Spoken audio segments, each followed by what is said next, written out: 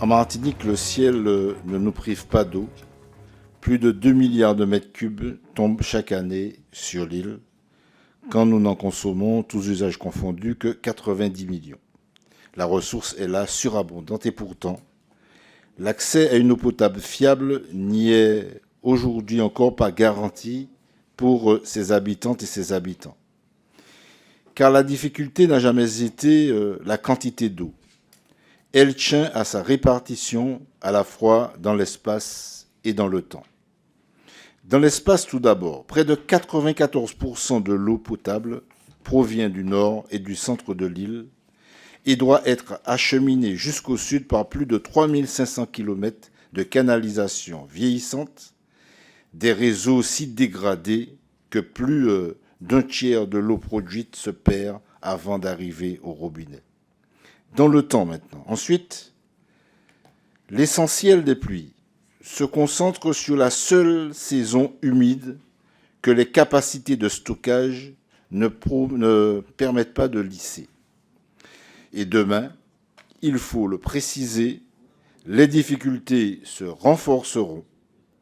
En effet, à l'horizon 2100, la Martinique connaîtra une hausse de température de 4 degrés et une baisse de 30% des précipitations.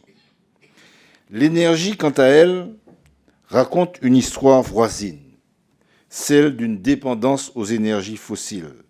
La Martinique est une zone non interconnectée, reliée à aucun réseau continental. Elle ne peut, en cas de panne, importer le moindre kilowattheure. Cette insularité l'oblige à tout produire sur place et à surdimensionner ses installations qu'elle alimente encore aux 3/4 à partir d'énergies fossiles produites par 2 centrales au fioul. Le résultat est double. Un coût supérieur d'abord, de près de 4 fois le prix de l'Hexagone, dont la facture est prise en charge par la contribution au service public de l'énergie. Une empreinte ensuite. Un Martiniquais émet près de 2 fois plus de CO2 qu'un habitant de l'Hexagone et pourtant, le potentiel d'énergie renouvelable est bien là, mais sa part dans l'électricité plafonne à 26%, là où l'objectif fixé était initialement de 56%, ce qui relègue d'ailleurs la Martinique au dernier rang des 10 Outre-mer. Voilà la réalité que ce texte vient affronter. Ces problèmes, l'eau, l'énergie, n'ont pas d'équivalent dans l'Hexagone. Ni la même géographie, ni les mêmes contraintes, ni les mêmes urgences. Or, on prétend encore y répondre avec les mêmes règles que partout ailleurs. Derrière son apparence technique, c'est-à-dire une habilitation, comme l'a indiqué la présidente au titre de l'article 73 de la Constitution, ce projet de loi tire simplement la conséquence de ce décalage. Il permet ou il permettrait à la Martinique d'adapter et au besoin de fixer elle-même les règles applicables sur son territoire dans ces 2 domaines, eau, énergie. Non pour, en l'espèce, s'écarter de la République, mais pour rendre l'action publique enfin efficace là où la norme uniforme a échoué. Dans ce contexte, l'article 1er rend à la Martinique la maîtrise de sa transition énergétique. Il renouvelle et élargit une habilitation déjà accordée en 2011, il faut le préciser, mais expirée en 2021. Depuis, l'Assemblée de Martinique ne peut même plus modifier ses propres règles, pourtant devenues obsolètes. Sa réglementation thermique conçue il y a plus de 10 ans est devenue contre-productive. Elle pousse à climatiser à outrance, donc à brûler davantage de fioul. Elle n'est plus conforme aux nouvelles directives européennes en la matière. De même, sa réglementation en matière d'installation photovoltaïque est devenue contre-productive en interdisant la réalisation de projets pourtant utiles au territoire. Alors là, je voudrais préciser que les élus de Martinique ont pris, avec la précédente habilitation, la décision de ne pas installer de panneaux photovoltaïques en zone agricole et en zone naturelle, ce qui était salutaire. Ce qui fait défaut et qui est restrictif, c'est justement la limitation de la puissance au niveau des dispositifs alternatifs à l'implantation en zone naturelle et en zone agricole. Alors, renouveler l'habilitation, c'est permettre, il faut le dire, à la collectivité de moderniser ses règles, de bâtir un mixte cohérent avec l'éolien en mer, la géothermie. C'est aussi lui rendre la main sur les règles encadrant les énergies renouvelables existantes. Elle pourra ainsi revoir les conditions d'implantation du photovoltaïque, parfois trop restrictives, et nouveauté par rapport à 2011, c'est donner désormais à la Martinique, et c'est important, les moyens d'organiser la mobilité dite durable et le déploiement des bornes de recharge sur notre territoire.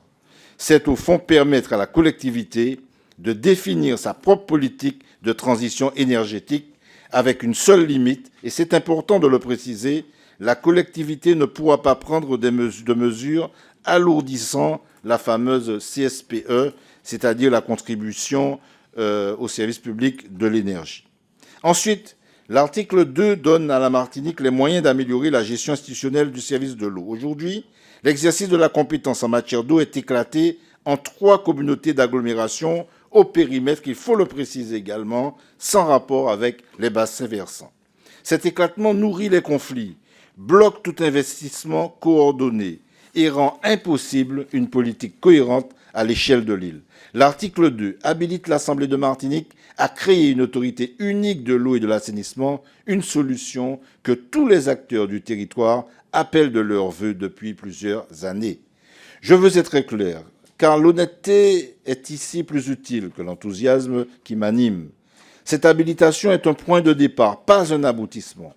Elle nécessitera un véritable travail politique au niveau local. L'exemple guadeloupéen doit nous tenir en éveil. Là-bas, la création par la loi d'une structure unique n'a pas suffi à résoudre les difficultés.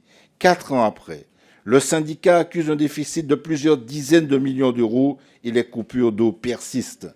La leçon est nette, une gouvernance unique ne vaut que si elle s'accompagne d'une trajectoire financière soutenable et d'un engagement politique durable de l'État et des élus locaux. Il y a en la matière une véritable exigence de résultats que la seule création d'une autorité unique ne pourra pas résoudre. Au-delà des 2 articles, ce texte engage notre conception de la République. Trop souvent, l'habilitation de l'article 73 est perçue comme une faveur concédée d'en haut, l'exception qu'un territoire devrait justifier au cas par cas. Je vous propose de renverser le regard. La même réforme constitutionnelle de 2003 a inscrit à l'article 72 que les collectivités ont vocation à décider à l'échelon où les compétences peuvent le mieux s'exercer. C'est le principe de subsidiarité pour l'énergie et l'eau en Martinique. Cet échelon, à l'évidence, c'est l'échelon martiniquais. Mes chers collègues, aucun amendement n'a été déposé en commission sur ce texte. Je m'en réjouis. C'est le signe que, et je l'espère d'ailleurs, d'un large consensus. Le Conseil d'État a validé sa constitutionnalité. Le Sénat l'a adopté sans aucune modification de fond.